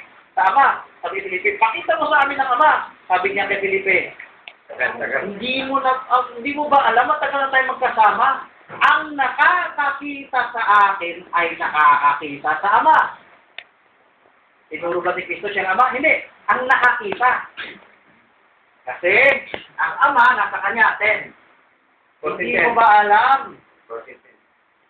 Sabi doon, ang aking sinasalita sa iyo ay hindi ko sinasalita sa aking sarili. 10 yan, verse 10. Kundi ang Amang nananahan sa akin. Could you read for us, Brother John? Hindi ka ba ka 14:10. English. Yeah. 14:10.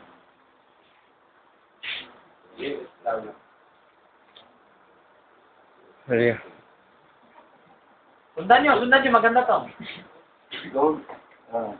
Don't you believe I am in the Father, and that the Father is in me? The words I say to you are not just my own. Rather, it is the Father living in me who is doing His work. King James. Ito mali. King James, the Father dwelling in me. Sa ibang Bible, the Father living in me. Ang tunay na Emmanuel, hindi Diyos Anak o Diyos Ama na nag-acting. Anak ng Diyos, pinanahanan ng Diyos. Kaya Emmanuel, God is with us. Huwag tayo magdagdag sa Biblia. Sundan natin ang pahit ng Biblia. Bakit Emmanuel? Kasi Ama sumasama niya. Bakit may binanggit pangalan? Kasi dati hindi pa siya kilalang gano'n. Makikilala ang kanyang pangalan. Bakit tinawag ng kanyang pangalan Mighty God Everlasting Father? Yun nga, kasi ang pangalan dala niya, pangalan ng Ama. At later on, malalaman ng mga apostolos at ibang tao na ang Ama ay sumasa sa kanya. Kaya, ang name niya, hindi siya. Mighty God, ang name niya. Okay. More. The scripture Tito 2:3, can you define that? Maganda yun. Sige, yawin mo na tayo, yawin na. Alam ko. Victory yan. Mataya lang yan.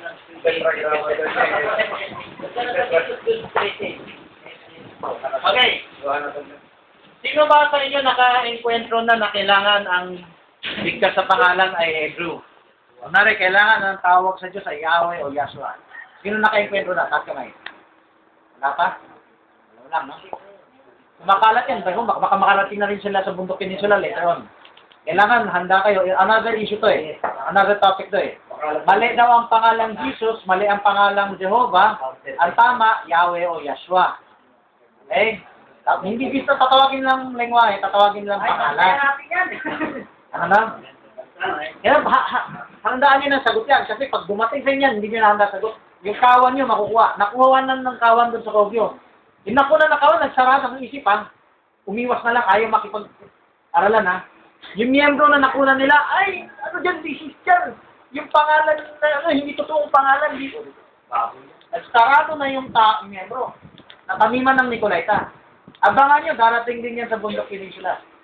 Pero, mga tracks doon sa secrets ng ganyang grupo, hindi namin dala. Okay? May paliwanag dyan.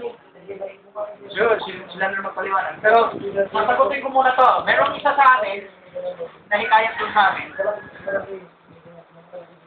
Ito raw, Emmanuel, dito nang galing ang pangalan sa akin. Dito nang galing yung Yahweh. Ay.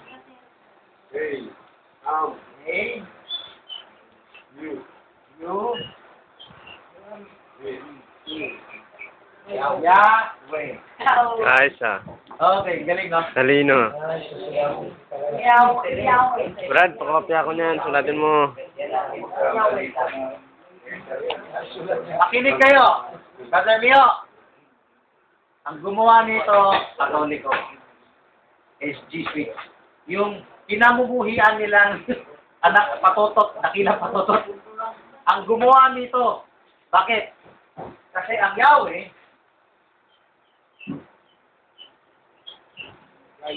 buksan niyo yung magandang balita Biblia. Puro ba Yahweh na yung nakalagay? Nawala yung ORD. Alam niyo ba,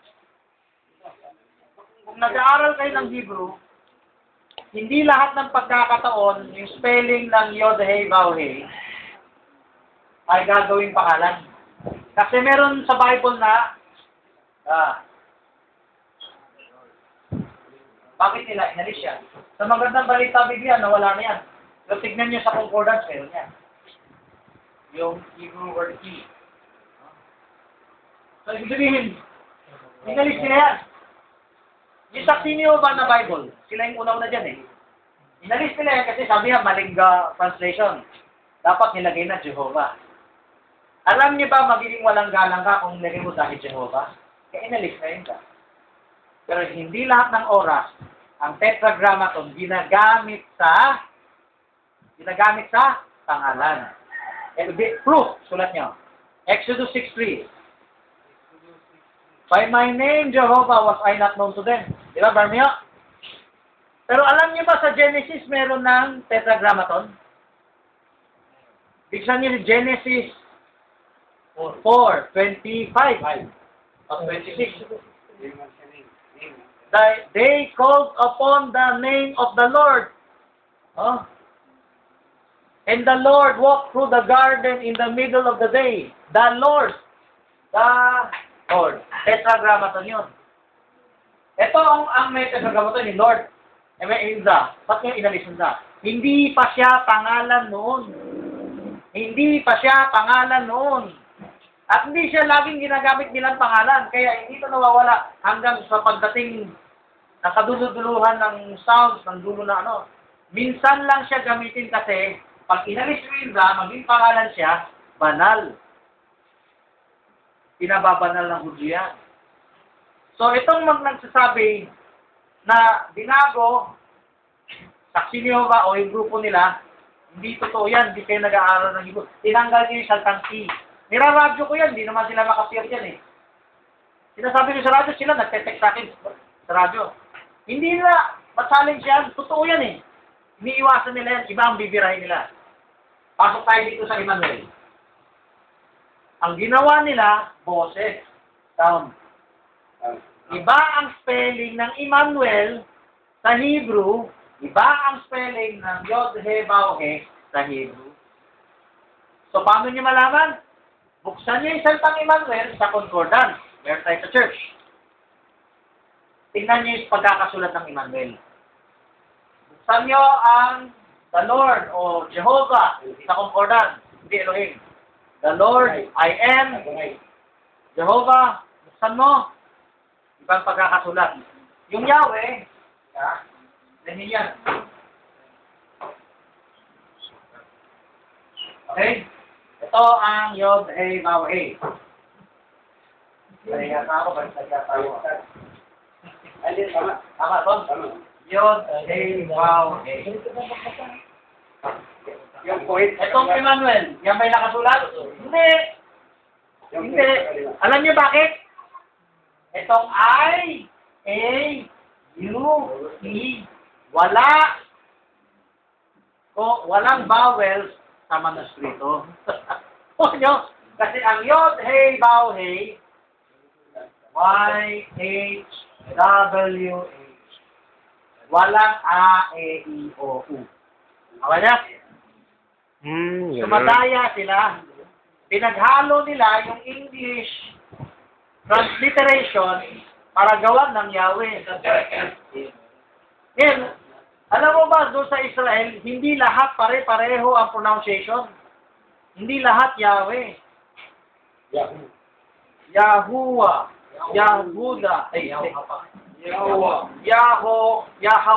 at Yod, Hey, Vav, Hey, Ehye.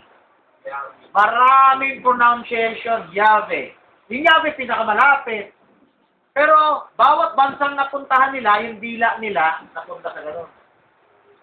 Pero, hindi dapat sila gumawa ng ganong aral, at dadayain yung mga miyembro, magsara ng isip. Ay, yung mga nagtuturo na pangalan ng Jesus, daya yan, umalis na kayo sa kanila. Tapos, ang name, ang bigkas nila doon, Yahweh, hindi Jesus. Walang J noon. Papakita ka ng history. Walang J noon. Kaya gawa-gawa lang to ng demonyo, nadaya tayo, umalis na tayo. Ngayon, kung ikay Berea, kunin mo yung kabilang panig. Marami sa aming miyembro, hindi na kinuha yung panig namin. Pakunti lang yung nagtanong sa akin. Yung iba, siyempre, kahit kakasama pa namin, may lukwam Nicolaita. Yun namang nadala, Nicolaita rin. Lukwam Nicolaita rin. Bakit? Naniwala na lang basta, hindi man lang kinuha yung panig ko. Ako, hindi pa sila naniwala dyan. Meron akong tracks dyan kasi dati ko na silang na-enkwentro. Hindi man lang pinag-aralan yung tracks ko. Nung dumating yan, bilib na bilib, yung iba, ibang magagawa, hinikayat yung miyembro. Yung miyembrong hinikayat, ayaw na rin makinig sa ebidensya. So, itong Emmanuel, hindi totoo kasi pagsulat ng Tetragrammaton walang A, E, O, U. Talagang consonant lang. Inimbento lang yung A, E, yung ganyan, para mabigkas. Sino nag-invento, Brother Mio? Mga Jesuita, yung kinamumuhian nila. Tama niyo? Yung mga Jesuita, yung mga Jesuit, yung mga Katoliko. So yung pinaglalaban nila, daya, hindi totoo. Israel. Nakadalawang oras ka na po. Actually, pag nag-share ka, mabubusog ka rin eh. Kaya ko nararamdaman niya. Okay? Ito. Ay, ito. 2:13.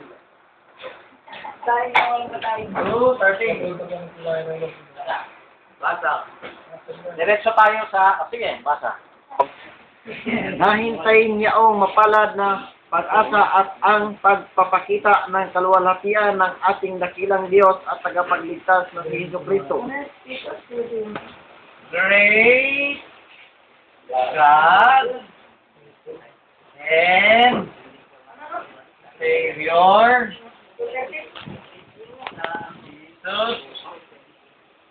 Jesus Christ. Okay, paliwanag muna natin yung sa Trinity or sa Oneness. Si Kristo ang ating great God and Savior. Manes, Okay? Kristo ang... Ano ka simple? Paano natin papaliwanag ng tama yan? Naniniwala ba kayo sinabi ni Kristo ang Ama nasa Kanya? Amen. So, yung great God, yan ang Kanyang Ama. Eh bakit sinabi glorious appearing of our great God, hindi naman nakikita ang Diyos? Kasi, sabi nga niya, pag nakita mo ako, nakita mo ang Ama. So dito sa talatang ito, nandito ang Ama at ang Anak. Sabi ni Juan, ang ating fellowship, pakikisama, ay sa Ama at sa Anak. Hindi mo pwede matanggap ang anak kung wala kang ama. Hindi mo matanggap ang ama kung wala kang anak.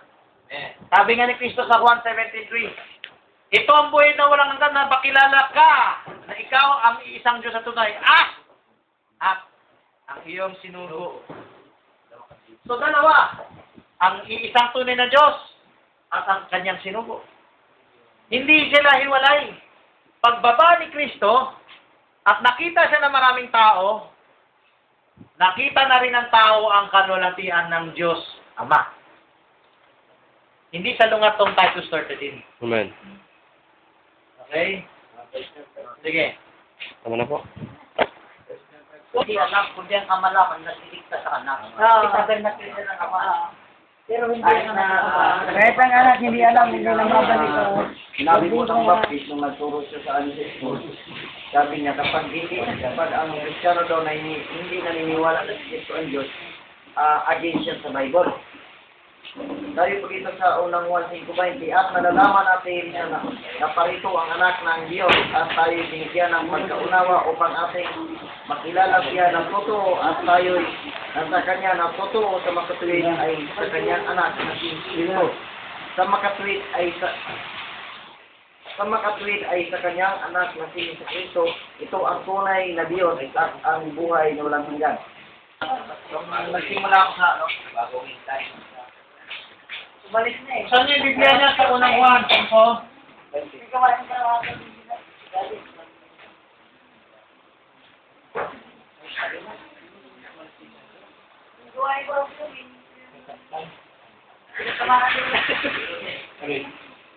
Kasi, sabi ko na eh, katakas ko rin dalawa dito kayo. Alam niya ba, minsan, kailangan natin sabihin yung totoo. Amen. Na may mahabang oras natin. Saka niyo? Pwede mo siguro huwag sabihin pag sandali ka lang kayo mag-meet kasi hindi mo papaliwanag eh. Pero pag ganito, wag mo na palampasin yung pagkakataon. Diretso na. Oo. Kunwari kayo hindi pa sanay. Kailangan, kaya nyo siyang mapaupuan. Pero kung wala, yung pinakamahabang oras na maibigay nyo, yun na ang pagkakataon. Okay? So ito, minsan lang to. At hindi to lagi tayo magkakaroon ng ganito. I believe, pwede nyo pa sila balikan. O, kunwari, hindi na matanggap. Magpakumbaba kayo, pakita nyo, kapatid. Mali yan eh. O, sige, saan po dito? Gusto namin na rin. Kayo lang turo sa amin. Siguro po maghanap ito ng ganitong pagkakataon sa dating sa Ha? Ito, nakakilala na daw. Oo. Kaya nga, yung mga tracks na ibibigay namin, check nyo, buksan nyo, markahan nyo. Ang galit, isa lang yan ha. Ang dami pa nating pahayag. Okay. 1 John 5:20. Ito, classic verses ginagamit sa Trinity sa Oneness. Wala na, lobas na. Ano bigyan? Sa English na lang. Sa English. And we know Sorry. Son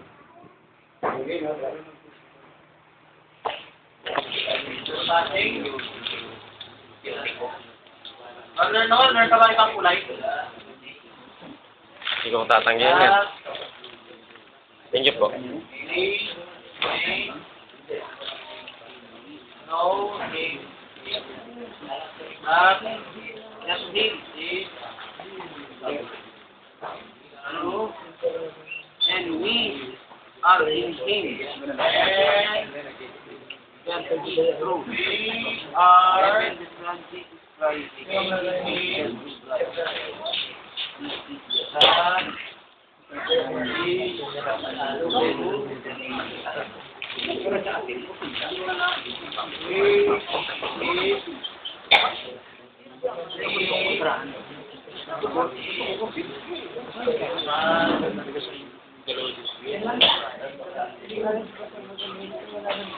Anong baptista?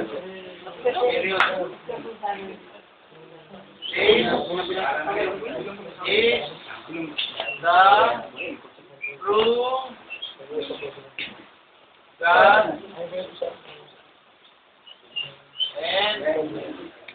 the true God and eternal. This is the true God and eternal. Tama ba? Check nyo nga. Check nyo. Tama ba? Hindi ko sinisik eh. Check nyo para may ano tayo. Parayin ko. Kung babae, check mo lang. Okay. Kailangan ko na ibang kulay.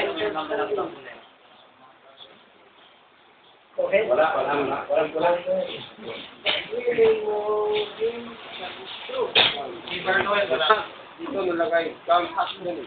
Ito, anak. Uy, ka ba dyan sa Okay.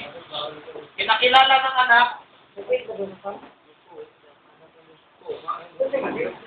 Binigyan tayo ng unawa, no? Upang makilala siya. Binigyan tayo ng pagkaunawa ng anak upang makilala natin siya. Sino yung pinakilala ng anak? Ang ama. So, pwede sabihin ng tao, Kasi tulad yung ginawa mo, pag anak, bilugan mo, o pag anak, kwadrado, pag ama, bilugan mo. Para madali masulat nila sa Bible. bakit mo sasabihin sa akin?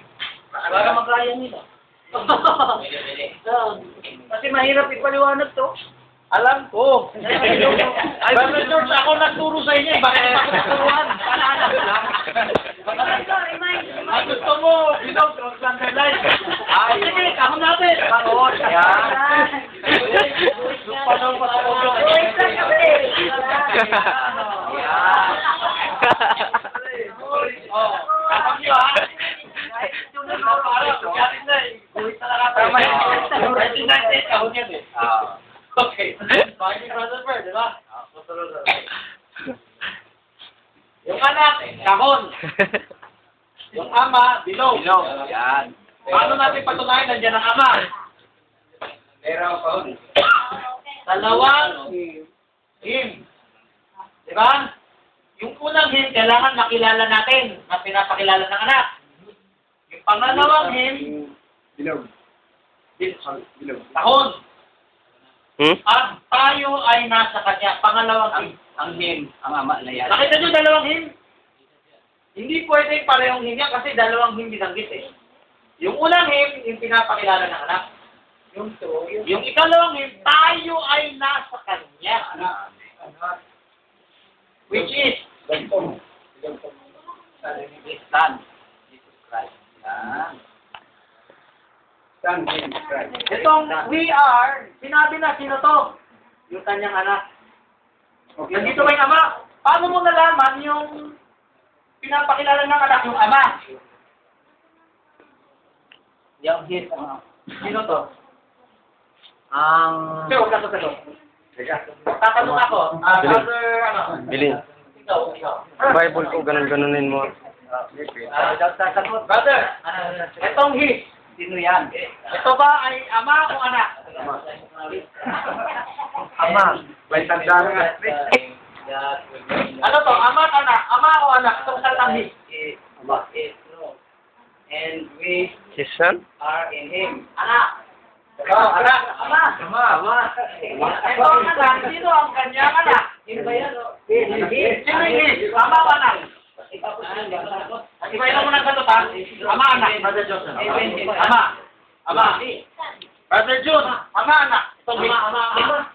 Ama po. Ikaw. Ama, anak. Ama. Brother John. Ama. anak. Ito na sagot niya. Brother Freddy. Ama, anak. Brother Tessa. Ay. There. Ama, anak. Ama din. Kasi kung gawin mo anak, may anak.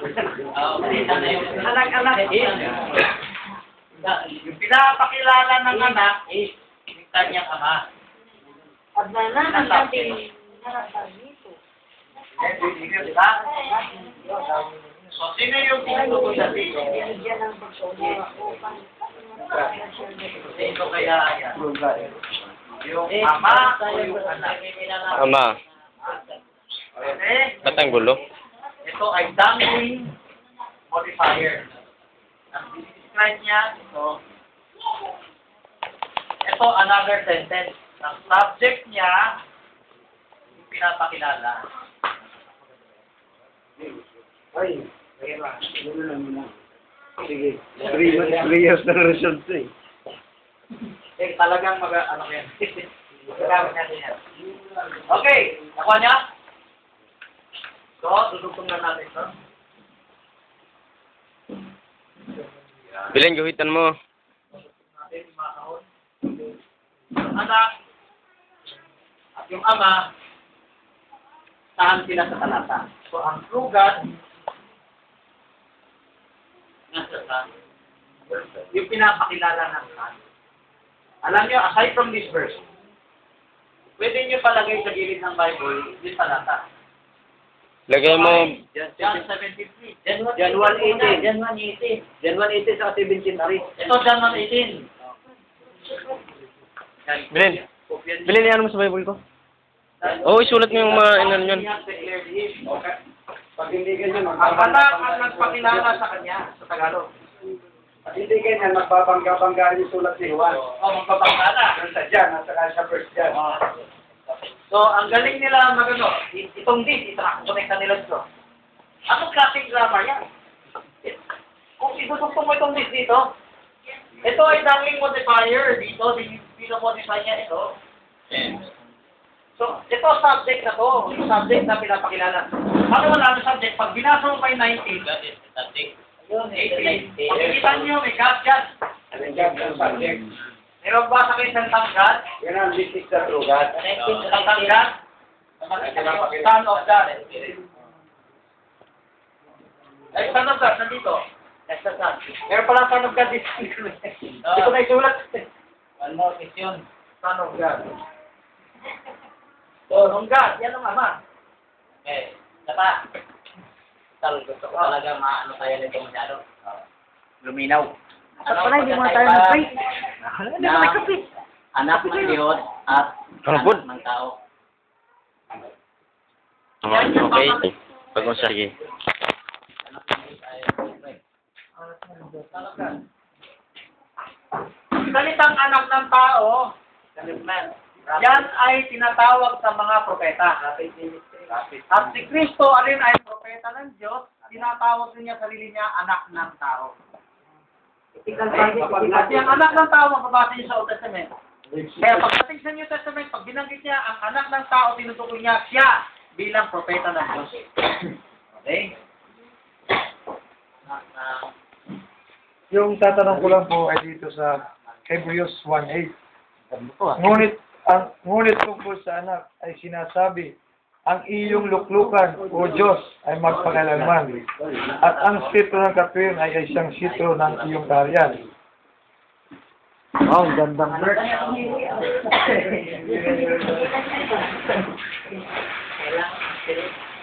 Maganda sa nagtatanong. Buksan niyo yung Bible niyo sa Hebrews 1:8. Kita ko na lang ulan nyo. Hebreo 1:8.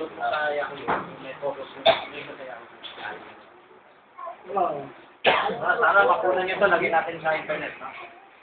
Ngayon na Facebook account nyo. Basta ako meron yung group. Pwede kayo join dyan. Para tayo pwede mag-chat doon. Hindi chat, marang mag-email doon. Yung mga mga balita ganyan. May photos section doon. O, dito tayo sa Hebrews 1:8. Siguro, sino yung familiar sa Hebrews 1:8? Taas kamay. Okay, kung binuksan niyo ang inyong Biblia sa Hebrews 1:8, ginagamit ito ng Trinitarian para sabihin si Kristo yung Diyos Anak. Paano? Hebrews 1:5. 1:5. Sapagkat kanino nga sa mga anghel sinabi niya kailanman, ikaw ay aking anak, ikaw ay aking ipinanganak ngayon at muli. Ako'y magiging kanyang ama at siya'y magiging aking anak. Okay. Ang quote nila ng Hebrews 1:5, verse 1, itutuloy-tuloy nila na Diyos ay nagsasalita sa anak.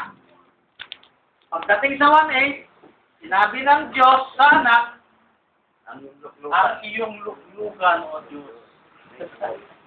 Sinabi ng Ama sa anak, ang iyong luklukan, O Diyos.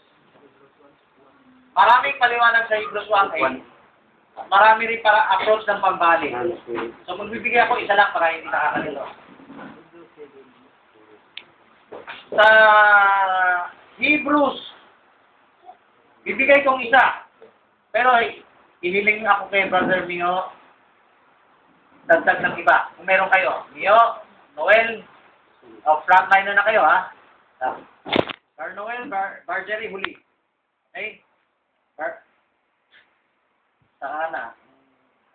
Mio muna, Bar Noel. Huli na si Bar Jerry. Ay, Bar George, pwede rin. Pero bibigay ko muna yung approach ko. Kasi kaya ako binigay. Gusto ko muna sandali. Sandali lang. Pero babalik din ako. Sabihin ko muna yung paliwanag ko. Akin si Brother Pedro. Kasi na ako nag-share niyan sa kanila. Mag-share mo ng isang paliwanag. Marami kasi paliwanag dito na pwedeng itama, iliwanag. Sulat nyo na lang sa notes nyo. Ang Hebrews chapter 1, maraming quotes yan kinuha sa sinipi sa ibang libro. Ang Hebrews 1:5, kinuha yan sa Salmo. Sa Salmo 2 yata yan, 2. Hindi. Hebrews 1:5. Ang Hebrews 1:5 kinuha sa ibang chapter. Ang Hebrews 1:6, 1:7 kinuha sa ibang chapter. At ang Hebrews 1:8 kinuha sa ibang chapter. Ang Hebrews 1:13 kinuha sa ibang chapter. So, ang kailangan nyo lang tignan sa Biblia nyo, saan nanggaling yun.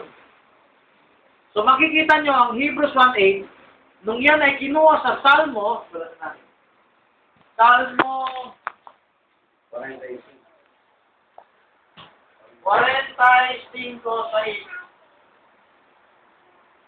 Hindi Diyos ang kumakausap sa anak. Yung mga awit ni David, nagsasamba sa Diyos. Correct. Oo. Santos Corre, mga awit ni David. So, yung paliwanag nila na dugtong-dugtong na, dinugtong yung Hebrew 1:5, sa Hebrew 1:8, mali. Paano ko mapatunayan mali? Hindi lang sa pinagkunan ng talata, no? Na hindi lahat ay Diyos nagsasabi sa atin, no? Basahin niyo mabuti yung sino yung nagsasalita. Sundan natin to, ha? Sa 5. Pagkat kanino? Ikaw ay aking anak, sa araw na to pinanganak kita. Diyos nagsasalita. Amen? Amen. Verse 6 makabasa. Verse 6. At muli nang dinadala niya ang panganay sa sangkalupaan ay sinasabi, at sambahin siya ng lahat ng mga anghel ng Diyos. Sino nagsasalita? Oo, kasi alangan naman Diyos magsalita ka, sambahin siya ng anghel ng Diyos. Hindi anghel ng Diyos. So yung Diyos, hindi pa nagsalita anghel ng Diyos, siya na nga yung Diyos eh. Sambahin siya ng mga anghel to, di ba? O, 7. Verse 7. At sabi niya tungkol sa mga anghel, yaong ginagawang mga anghel niya ang mga hangin, at ang kaniyang mga ministro ay ningat ng apoy. Sino nagsasalita? Sino yung nagsalita? Diyos o tao? Diyos. Tao. Tao. Sabi ni Rexel. Rexel, mga hangin. Diyos ang nagsalita. Tinawag na Diyos kanyang. Ginawa niya. Yan. Yung kanyang, yan ang Diyos eh.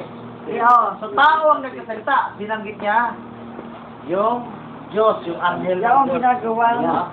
mga anghel niya. Ngayon dito, Psalm 45, verse 6. Ang iyong luklukan o Diyos Sino yung nagsasalta? Tao o Diyos? Tao. Ito naman, verse 9.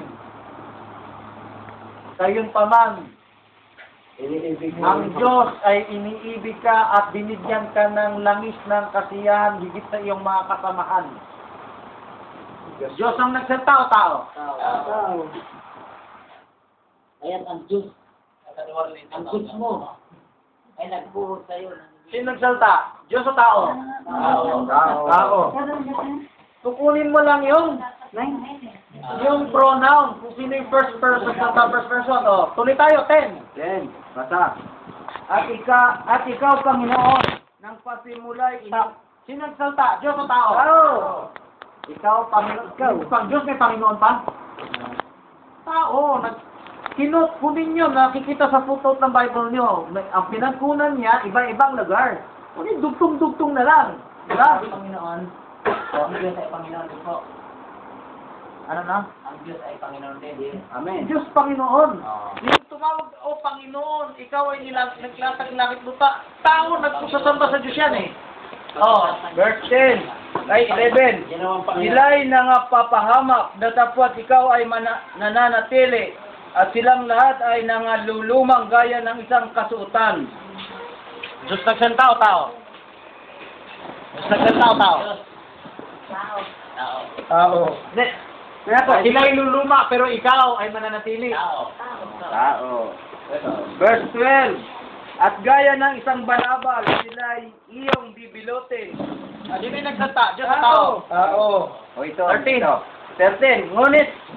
Ngunit kanino sa mga anghel, sinabi niya kailanman, lumuklok ka sa aking kanan hanggang sa ang iyong mga kaway gawin kong tungtungan ng iyong mga paa. Diyos. Sino nagsalta? Diyos o tao? Diyos. Salmo 110. Amen. Wala na, tapos na. Nakita nyo? Pag-quote ni Pablo, hindi lahat ng oras Diyos nagsalta. Hindi lahat ng oras tao nagsalta. Okay? So, itong Hebrews 1:8, yung mga hindi nagsasaliksik, o nga, no, Diyos Ama, tinawag ng Diyos Anak. O nagsasambahan sila. Ay, sandali. Mag-share lang ako. Brother Mio, Brother Noel, dugtong, marami pang paliwanag yan. May tiyo pa dyan. Subukan nyo ha. Meron kayo 1 minuto. 1 minuto lang. Sige. Tanda nyo. Sige, sino sasagot sa aking tatanong? Okay, ako sasagot. Bot. Kung sino lapit ka doon ba, Jeremy? Hebrews 1:8 wala. Ibig ako sa Hebrews 1:8. Okay. Paunahin mo si Brother. Sige. Sabi dito sa Revelation 3:21. Hebrews 1:8 na. O nga, connected dito sa dagdag doon sa Hebrews 1:8. Ang magtagumpay ay aking pagkakalubang upong kasama ko sa aking luklukan. Gaya ko naman na nagtagumpay ay at upong kasama ng aking ama sa kanyang luklukan. Ang aking ama. Okay. Teka, tatanungin ko. Paano mo na ba sinungaling na yung isang Diyos na katabi ng amang Diyos? Sinabihan na nga siya, at tungkol sa anak, ang iyong luklukan ng Diyos, sabi raw ng Diyos Ama sa Diyos Anak. Di makapaluklok din sa Diyos, kaya talagang binanggit mo, ay luluklok ka sa Diyos Anak sa langit. Hindi mo napanggan yung Diyos Anak eh. Yung luklok siya sa doon sa luklok ng suba. 1.5. Oo. Nakasama na siya na luklok. Yung luklukan kasing sinasabi din, yung luklukan ng Ama, na uupo, na si Kristo uupo na kasama tayo. Okay, next time natin Luigi. Hindi naman ito lang. Pwede bang i-define mo maigi yung luklukan? Ano ba yung luklukan? Okay. Hindi pa yan ang question ko sa meron pa dito. Sige lang. Yung luklukan, pwede nyo ipaliwanag